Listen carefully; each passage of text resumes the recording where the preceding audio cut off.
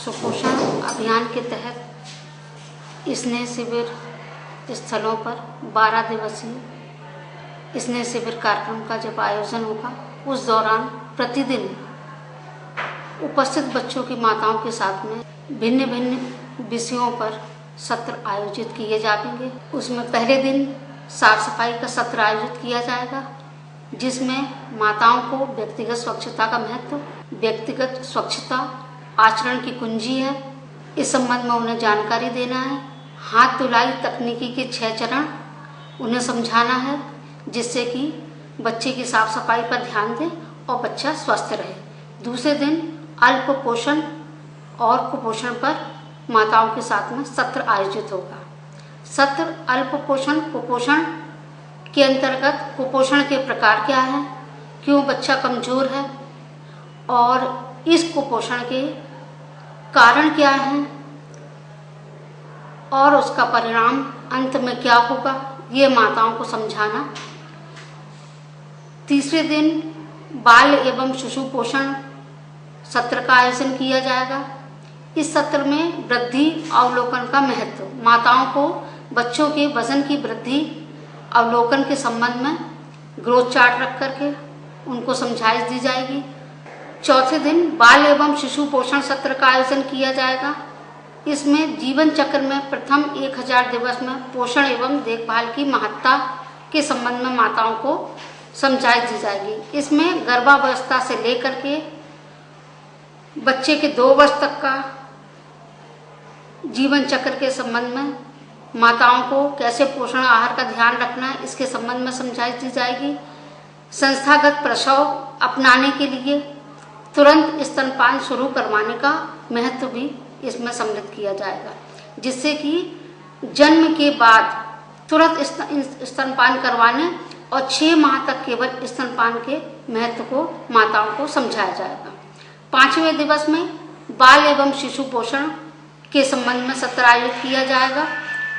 इसमें उम्र के अनुसार खान पान, आहार की मात्रा, गुणवत्ता, खाद्य, भोजन समूह एवं खिलाने का तरीका, इसके संबंध में माताओं को समझाइश दी जाएगी। 6वें दिन बाल एवं शिशु पोषण सत्र आयोजित किया जाएगा।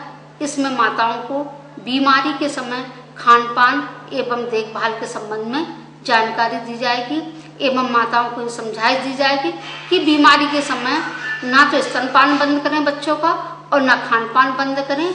उस समय उनको तरल और सुपाच्य भोजन दें, जिससे बच्चा आसानी से पचा सके और बीमारी के दौरान उसकी जो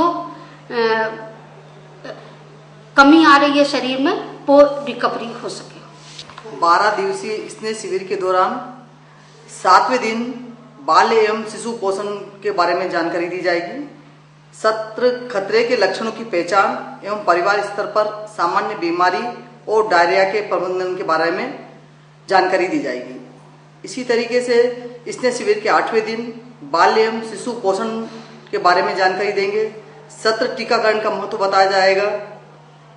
9वें दिन बाल एवं शिशु पोषण सत्र का महत्व बताया जाएगा। 10वें दिन बाल एवं शिशु पोषण के बारे में सत्र सकारात्मक व्यवहार वाली माताओं से चर्चा करेंगे। 11वें दिन बाल एवं शिशु पोषण सत्र मातृ एवं शिशु सुरक्षा कार्ड के बारे में जानकारी दी जाएगी। इसी प्रकार 12वें दिन बाल एवं शिशु पोषण से संबंधित सत्र एकीकृत बाल विकास विभाग द्वारा जो सेवाएं प्रदान की जाती है उसके बारे में सभी महिलाओं को सबको जानकारी दी जाएगी। शिविर के समापन के दिन भी डॉक्टरों द्वारा स्वास्थ्य परीक्षण किया गया। शिविर की प्रगति को ऑनलाइन भी दर्ज किया जा रहा है, जिससे आप कहीं से भी संबंधित ग्राम वार्ड के शिविर का परिणाम देख सकते हैं। इन स्नेह शिविरों का महत्वपूर्ण भाग 12 दिन के पश्चात 18 दिन की गृह भेंट है। इन क्यूरेटिव गतिविधियों के बाद शिविर आयोजन के ठीक 1 माह पश्चात प्रिवेंटिव गतिविधियां चलाई जा रही हैं। शिविर पश्चात 18 दिन तक प्रतिदिन पोषण दस्तक के रूप में गृह भेंट देकर स्नेह शिविर के दौरान दी गई पोषण एवं स्वास्थ्य शिक्षा का व्यावहारिक जीवन में माँ एवं परिवार द्वारा उपयोग किया जा रहा या नहीं, एवं इस दौरान बच्चे का वजन लिया जाकर उसके पोषण स्तर की स्थिति की जांच करेंगे। प्रिवेंटिव गतिविधि के अंतर्गत प्रत्येक सोमवार को पोषण मित्र टीम के सभी सदस्य मिलकर बैठक करेंगे और जो शिविर में सम्मिलित बच्चे हैं एवं प्रत्येक सप्ताह में होने वाली गतिविधियों पर चर्चा करेंगे। किसके यहाँ किस बच्चे को अधिक आवश्यकता है ध्यान देने की है, इस पर चर्चा करेंगे और सभी टीम के लोग मिलकर उस पर विशेष कार्य करेंगे। इसी तरह मंगलवार के दिन लक्षित जो मंगलवार है उसको तो आयोजित किया ही जाएगा, साथ ही विशेष मंगल दिवस भी आधे घंटे का आयोजित किया जाएगा जिसमें कि स्वच्छता संबंधी चर्चा की जाएगी, जैसे स्वच्छ पेयजल की व्यवस्था, स्वच्छ शौच की व्यवस्था, स्वच्छ वातावरण की स्वच्छता, इस पर उन्हें बार बार समझाया जाएगा और प्रत्येक महिला को हर मंगलवार को प्रत्येक 6 चरण उनको हाथ धुलाई के जरूर सिखाए जाएंगे ताकि वो अपने व्यवहार में ला सकें। 6 माह तक प्रत्येक शुक्रवार को प्रचार प्रसार गतिविधियों को भी तय किया गया है। प्रचार प्रसार गतिविधियों के अंतर्गत जैसे लोक संगीत प्रतियोगिता, स्वस्थ शिशु प्रतियोगिता, व्यंजन प्रतियोगिता, चित्रकला प्रतियोगिता, फिल्म शो, क्विज, चौपाल, विशेष रैली आयोजन, इन सभी आयोजनों के माध्यम से गर्भवती, शिशुवती, 2 वर्ष तक के बच्चों, किशोरियों में स्वस्थ खान पान की देखभाल और उनके बारे में समुदाय में व्याप्त भ्रांतियों के बारे में चर्चा करी जाएगी और इसमें विशेष जागरूकता लाने का प्रयास करेंगे। सुपोषण अभियान के अंतर्गत विशेष स्तर के और प्रत्येक स्तर के हितग्राहियों के लिए गृह भेटें भी तय करी गई हैं। जो ये गृह भेटें बुधवार के दिन गर्भवती के लिए, गुरुवार के दिन शिशुवती या धात्री माँ के लिए, शनिवार के दिन 2 वर्ष तक के प्रत्येक बच्चे के लिए तय की गई हैं। ये विशेष तयशुदा गृह भेंट इसलिए की गई हैं जिसमें प्रत्येक दिन अलग अलग हितग्राहियों को हम कवर करते हुए अच्छे स्तर पर उनको गृह भेंट दी जा सके। इस प्रकार स्नेह शिविरों के माध्यम से सीहोर जिले में जो 89 स्नेह शिविर आयोजित किए गए हैं उनके अंतिम परिणामों का मूल्यांकन तो 6 माह की अवधि में ही हो सकेगा, लेकिन जिले भर के जन समुदाय ने जो प्रभावी भागीदारी इन शिविरों में निभाई है और जिला प्रशासन, पंचायत, स्वास्थ्य आदि संबंधित विभागों ने अपने सहयोग से एक ऐसा प्रभावी वातावरण निर्माण किया है जिसमें सुपोषण युक्त सीहोर की आहट सुनाई दे रही है।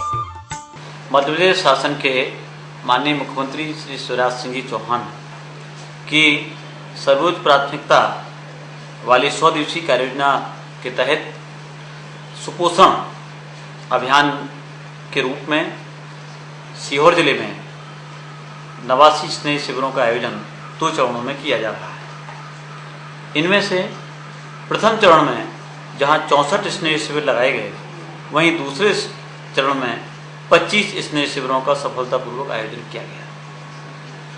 इन शिविरों के बारे में मैं सबसे पहले यह निवेदन करना चाहूँगा कि जन सामान्य में यह प्रश्न उठना स्वाभाविक है कि जब पहले से एनआरसी और आंगनवाड़ी केंद्र संचालित हैं तो इन स्नेह शिविरों की अलग से आवश्यकता क्यों पड़ी।